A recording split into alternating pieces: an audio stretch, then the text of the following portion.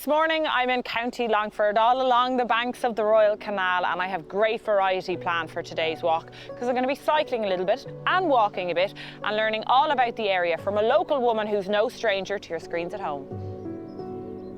County Longford is located just north of Ireland's geographical centre. It's in the province of Leinster and where the River Shannon marks the county's border with Roscommon. Once a major water transport route across Ireland, the waterways are now mostly used for leisure purposes.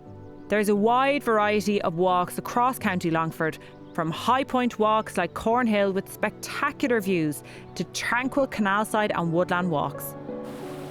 Today, I'm opting for a canal-side walk. Sinead Hussey is a newscaster and a journalist. As the Midlands correspondent, she covers the breaking news across this part of Ireland, and so she knows this area very well. Today's trail starts at Cloondara and runs south along the Royal Canal Greenway, which is also the Famine Way. The route is approximately 16 kilometres long and finishes at the bog walk at the historic Corlea Trackway Centre near Keena. We've split this route between bike and foot. One of the nice things about cycling these Longford routes is that there are several bike hire outlets along the way, so you can choose a mixture of walking or cycling, and you can easily access many of the places to eat and drink in the area. Hello, Sinead, how are you? Welcome to County Longford. Oh, Garmila Mahagat, I'm so excited to be here because I know we're on the Famine Way, which I learned all about on Roscommon, but actually haven't spent much time in Longford. Well, you're going to love it. So we're in Cloondara. It's known officially as Cloondara, but we locals call it Cloondara. And I think we're going to head towards Killashee today. Oh, great. Well, I'll have the inside track with you, and it's going to be a nice, handy first half because we're going to take the bikes. Oh, brilliant. Fantastic. Let's go. Cloondara comes from the Irish Cloondara, meaning meadow of two ringforts. It's a beautiful little village where the Royal Canal ends at the River Shannon, and Richmond Harbour is at the start of our route today. You were spoiled growing up beside the canal here. Tell me a little bit about growing up and the importance of being outside. And I only realised this in recent years. So I grew up in Longford town. I went to college in Maynooth, and I live in Mullingar now. So the canal is actually a real central part in my life, and it's somewhere I always gravitate towards. What about getting out and exercising? Yeah, so like my job as a regional correspondent can at times be very pressurised. I find it hard to switch off. So I come out to the canal. As you can see today, it's very quiet, very calm. It's a place where I can just turn off, whether it's for a half an hour or an hour, and just get away from the world. It just really grounds me. That's exercise and mental health. It's so important, isn't it? So important. And I mean, in the world that we live in now, sometimes the stories I cover, you know, I don't want to say they don't get into me because they do, you know, and coming here sort of just to decompress, you know, to park things up and to get away from it is just, you know, you look at the world in a different light, I think, when you come back and you see that places like this exist, and it's magical. The Royal Canal Greenway runs alongside sections of Begna Bog. This was a large industrial bog that provided fuel for Lanesborough Power Station. Echoes of this past industry still mark the landscape. This trail also takes in some of the National Famine Way, which is marked in an unmistakable manner.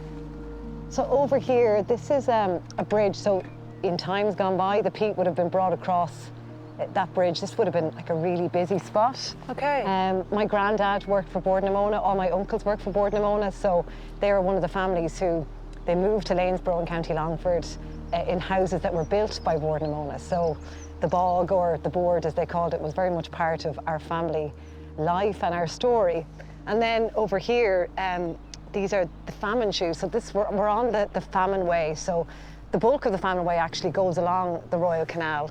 And these are little shoes, so they remember the 1490 that walked from Strokestown in County Roscommon to Dublin during the famine, and many of them obviously went to Canada, and some of them, of course, didn't make it.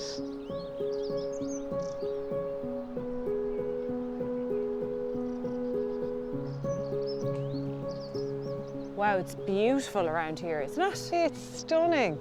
We've got it at the right time of year as well. Everything's in full bloom. Now, you're going to think I'm a bit mad, but I am really interested in trees, native trees and native woodland especially, all the history and the folklore. And you know, the information that it gives us about the natural world. Well, I think we've come to the right place anyway. Okay. So what history tells us is this was an avenue built as a part of a famine relief scheme on the Mosstown estate. And then in later years, I'm told, this was used as a place for young couples to court. Oh, are you serious?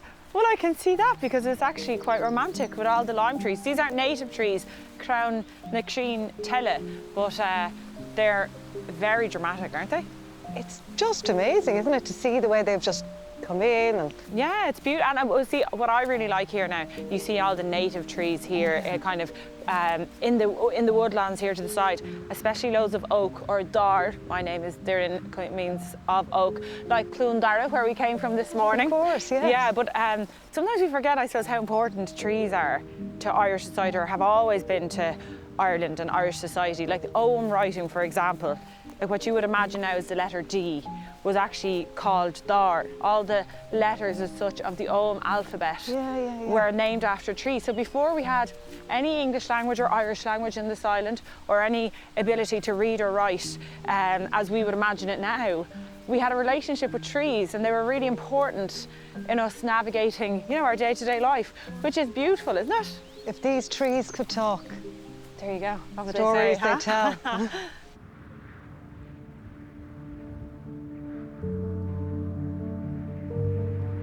I think we're coming to the end of the cycle here now. So I'm feeling I could do another 20 kilometres on this bike. I don't know about you. These bikes are the way forward. Absolutely, they're brilliant. That was so fun. It was absolutely brilliant, but I think there's more to come. Okay, yeah, because we're going to walk to the next part. I'm very excited for the last bit of this journey. Oh, it's really good. You're going to love it. I've been here a few times before. Well, it's great to have our feet on the ground anyway, yeah, instead of zipping up and down the countryside on the bikes. Back on the ground and heading towards Corlea, which is really fascinating. The canals are a feat of engineering when you think about it, because they managed to construct this in an area that is very boggy. Like, this is the bog, like this is where we're heading now. And this is a part of the world that's very close to my heart. My grandfather Ned was one of the workers who was given a home. He would have worked on the bog when there was no machinery. Yeah. So like it was back-breaking work. Yeah. I was only reading something recently about him, and he was like a legend amongst his peers. You know, reputation was very important. You know, the accuracy, the pace at which you were footing turf, and seemingly he was fantastic at it. Okay. For this region, you know, Board-na-Mona provided a huge amount of employment. And of course, all of that's changed now, and just transition is trying to change things, I suppose, and to rejuvenate this region, which was solely dependent, you know, on that sort of industry. This part of Ireland is home to large sections of national bog. This area houses the Corlea Trackway Visitor Centre, which contains a fascinating piece of Irish history. Close to the centre is the Corlea Bog Walk. This is a looped walk that will take you through the native flora and fauna of the area. This is the end point of our walk today. This is it, but we've saved the best to last, I think. Well, I love this whole notion in Ireland that all these secrets are kind of hidden in fields and bogs and rivers. So I'm dying to find out this story. That's a great story. Hi, Doireann, here we are. Incredible. Isn't it amazing? That is. Exactly like it was. I didn't expect the scale. Yeah, I know. So Doireann, this is the Corlea Trackway. So this was discovered during harvesting operations at the bog here at Corlea in 1985. And they did some tree ring analysis on wood samples taken from this trackway. And the felling dates back to 148 BC, so we're talking early Iron Age. Oh my God, that's incredible, isn't it? Incredible. You know, the road obviously at the time would have sank into the bog, which obviously made the road unusable, but it was preserved in the bog for, what, over 2,000 years. You know, there's lots of stories about where the roadway was leading, but all historians agree that this was a significant roadway. Some will say that this may have been a route or a pathway or roadway between the ritual centre of Ireland at the Hill of Ishnach in County Westmeath, linking it to the royal site at Rathcroghan in County Roscommon. The mythical story that we've heard down through the years is that Mither, in an attempt to woo Éithon, was given the challenge of building a road in a day, and he got hundreds of people and they built this road. Isn't that fantastic? Well, it just goes to show our obsession with roads goes way, way back. It does. Isn't that fantastic? It's kind of overwhelming, isn't it? To think of all that history. Yeah, and I mean, to think that it's so well preserved for all those years. If we go outside now, Doireann, we can walk on a replica trackway, which is above this road. There's 80 metres of the road outside, but we can follow in the footsteps of those people who walked before us. Actually, the final footsteps of our walk as well. So I have to ask you, what was your high point, your favourite part of the day? I think it was the Lime Tree Avenue. I hadn't been there before. It's a part of Longford I hadn't seen before. And I think that whole notion of, you know, couples going there to court, it's very romantic. It was actually really lovely. And for me, I thought that road, it's fantastic, the history here. And to feel like you're walking on 2 millennia's worth of stories is just amazing. That to me is just hard to beat. Yeah, and fitting that we're ending this part of the journey in the bog. You know, this is a very special place, and I really enjoyed it. Oh, good, Gurmí Lamagad, I loved your company. Thank you.